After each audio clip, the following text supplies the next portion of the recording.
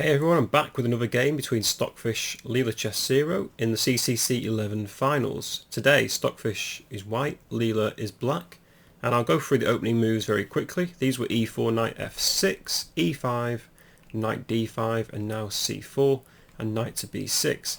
And finally we've got an Alekhine variation. And now white played the move d4, so this is theory, immediately grabbing the centre from black, and black plays d6. Trying to break up white's centre. Stockfish played f4, reinforcing e5, and after d takes e5, white recaptured with the f-pawn. So white does have a really glorious centre structure with their pawns here. The only problem is that maybe black can try and play moves like c5 and try and break it up a bit. But this has to come with a few development moves before black is prepared to set this up. Knight c6 from Leela, so attacking d4. And bishop e3 to defend the pawn from Stockfish, bishop f5 from black, knight c3, e6, knight to f3, bishop e7 and bishop e2, both sides castle, and finally black plays f6. So this is what I'm talking about, where black tries to break up the centre structure. So f6 is a very good move, and it's obviously seen in other positions like the French defence, where white has a solid centre position. Instead of allowing black to take this pawn off, Stockfish takes on f6 and the bishop recaptures. Now the only downside to playing f6 for black is that they've got a very weak e6 pawn, and if the bishops ever get traded off, then this could be a weakness in the endgame for black. Stockfish played queen to d2, Leela plays queen to e7, rook a d1, rook a d8, and in the game Stockfish played king h1. Now typically I had a look through some of the other games that have been in this position, and queen c1 was seen quite often, with black playing e5 and white playing d5, and we get into a really interesting variation where black plays knight to d4. White takes this off, black recaptures, and then white recaptures again, but now black can play bishop to g5. I just thought this was a really interesting position. So bishop e3 can't be played, and white's forced to park their queen in the corner of the board. And here black plays c5, attacking the bishop. Now white's got two options. If they decide to take this off with d takes c6, black can crash in with rook takes d4, and if rook takes d4, play bishop to e3 with check.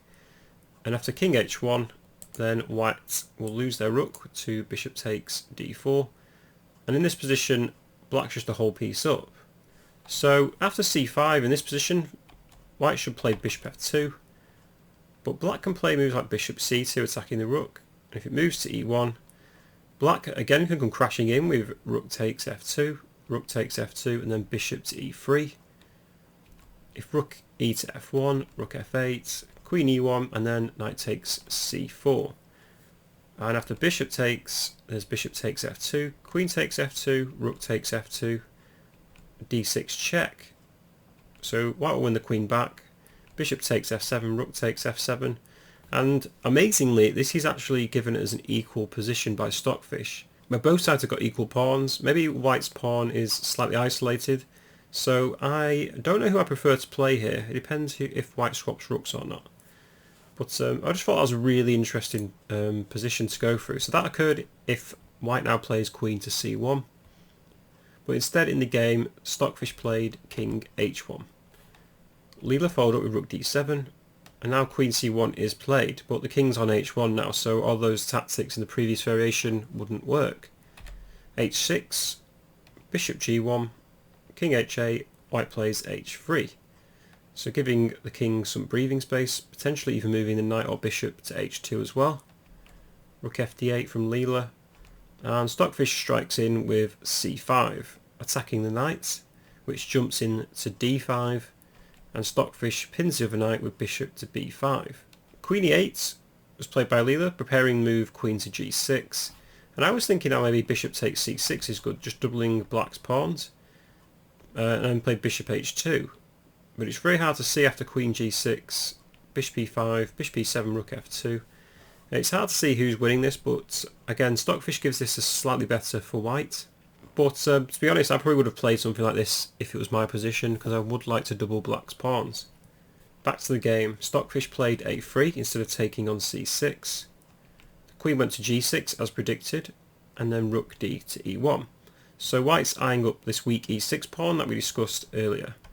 Rook f7 from Leela, trying to clear the way maybe with the two bishops for the f file. Queen d2, which just supports the d4 pawn once again. And black plays knight takes c3 and Stockfish recaptured with the b pawn. And now all of a sudden white structure does look rather solid with these three pawns on the c3, d4 and c5 square. And Leela tries to break this up with move e5. The point is the d4 pawn is pinned by the rook. And now Stockfish does actually play my move. Bishop takes c6, just doubling the pawns with b takes c6.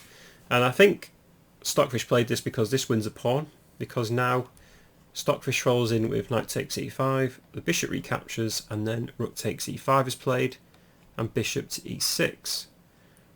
And after rook takes f7, bishop takes f7. So white's now emerged a pawn up, and they play rook e7. So we've got to say that white has a vastly superior endgame here.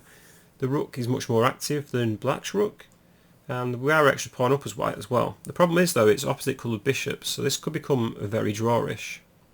Rook e8 is played by Leela, and Stockfish takes it, the bishop recaptures, and then bishop to e3 from Stockfish, bishop to f7 from Leela, and now bishop to f4, hitting the pawn on c7. Black plays bishop to c4, Stockfish plays king h2, and queen f7 from Leela. Now the only problem is here it's opposite coloured bishops, so if we swap queens it's going to be a very difficult endgame for both sides to win. So black's just protected their c7 pawn, and now it feels like this position is decided on who can get the most activity.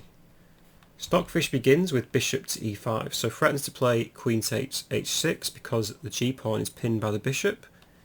So Leela plays king g8, and now a4 from Stockfish, pushing up a pawn. a6 from black. So black just put her pawns on white squares, so the bishop should be able to easily defend these. Queen b2 from Stockfish, bishop d5, queen to b8, and then king h7. Now here white has to be careful, because if queen takes c7, white's got queen to g6, threatening mate on g2, and this is actually winning for black now, because if they play a move like g4 to avoid this, black comes crashing in with queen to c2 check, and white's in a lot of trouble. In fact, it'll probably be a mate next move. So back to the game. Instead of playing queen takes c7, Stockfish played queen to b2, king g8 from Leela, bishop to g3, bishop to b3, and then a5. So white's just put all their pawns on dark squares, so they should be easily defendable as well. Bishop d5 again to make the piece more dynamic.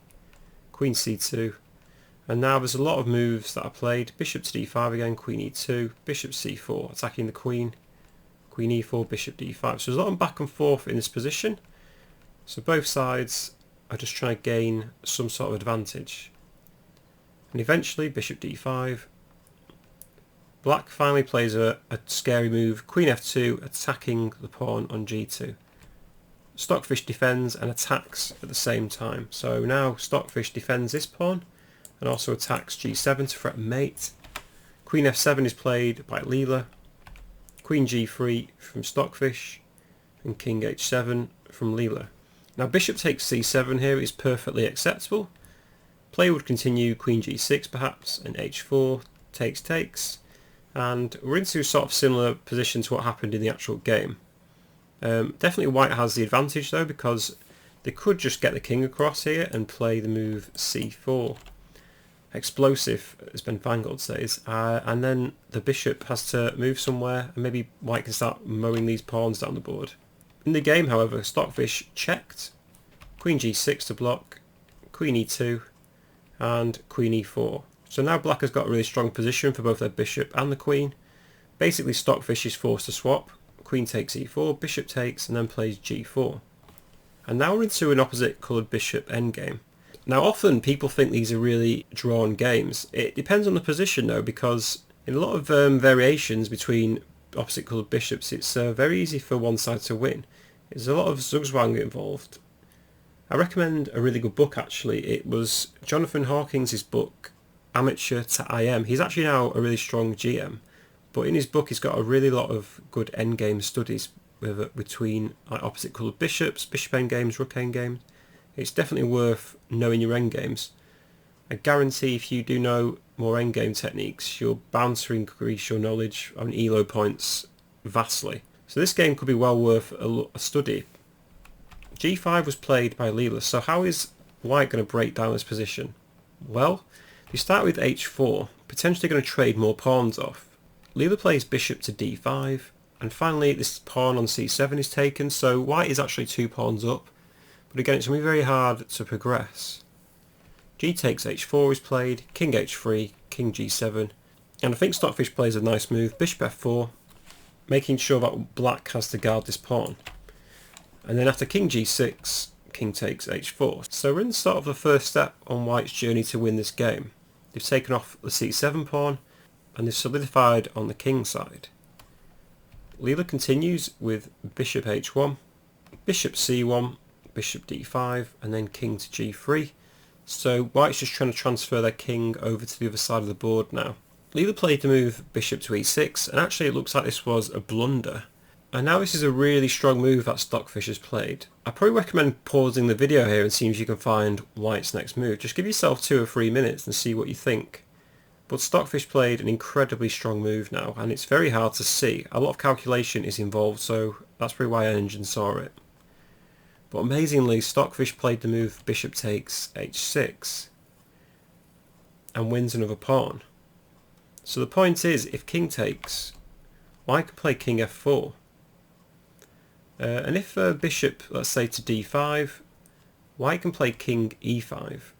And after king g5, king d6, king takes, king c7, White's going to start picking off one of these pawns because black can't defend both of them. After king f4, king b7, it's impossible to defend both pawns. If bishop c4, then king takes c6, and if king e4, just king b6, and the c pawn's going to roll down the board, and this is a win for White. So if we just go back, bishop takes h6, maybe black can just play bishop c4 first though and defend the pawns with bishop b5. So if king takes h6, king f4, why can't black play bishop c4 here? After king e5, king g5, king to d6, play bishop b5 and protect both pawns. Well, here White's got the move c4. After bishop takes c4, king takes c6. The outcome is the same, because now White's just going to roll this pawn down the board instead, and there's nothing black can do about it. So this bishop takes h6 move was incredible, and black can't take it, so in the game Leela played bishop to b3. So maybe she still can hold on here, but it's looking unlikely. So Stockfish plays bishop to e3, king f6, and now king f4 with the opposition.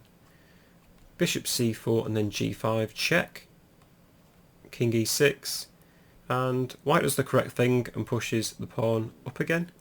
After king f6, there's bishop f2. So the point is, if black takes this pawn, then White's just going to step in to e5, and again we can start picking apart these pawns on c6 and a6. Bishop d5 from black, bishop h4, check, and Leela goes king e6 rather than take this pawn as we discussed, because White will just infiltrate and gather up all the pawns. King g5, king e7, and Stockfish checked the bishop, then king e8, and then king to g7. So now White's going to promote this pawn up the board. The only problem is this bishop on d5 covers the queening square, so White's got to get their king in first. Bishop to e4, a very crafty move because it stops king h8 and it also stops king h7 because then the pawn is pinned. So bishop g5 from Stockfish is played, bishop to d3 by Leela, and now another amazing move, d5 by Stockfish. The point is, if c takes d5, then c6, and suddenly after bishop f5, king f6, bishop e4, White's going to queen one of these pawns with g7, bishop h7, king e6, and if bishop g8, just king d6, and they're going to promote this c pawn with checkmate very soon. So d5 was very crafty, and it's pretty much game over for black, to be honest. King g7 by Leela, and now d takes c6, king takes c6, bishop e3 to protect the pawns, king b5, and after a few more moves, king f7 takes c6. Suddenly the black king is cut off from getting this pawn because the bishop covers this square. So king b5, c7, king c6, and white gets a queen, and eventually it's checkmate. Bishop to f4 is mate. So Stockfish played an incredibly nice endgame right there. And I think potentially in this position it's probably a win for white anyway. But this bishop h6 move was just incredible. And long for the day where I'll be able to find a move like that in a real game of mine. But anyway, I hope you enjoyed this video. I'm going to post a few more videos between these two very soon. Please drop me a like, comment or subscribe to the channel. And also drop your opinions on what you'd like to see next. I potentially would like to do some more human games. But let me know your thoughts and I'll see you next time.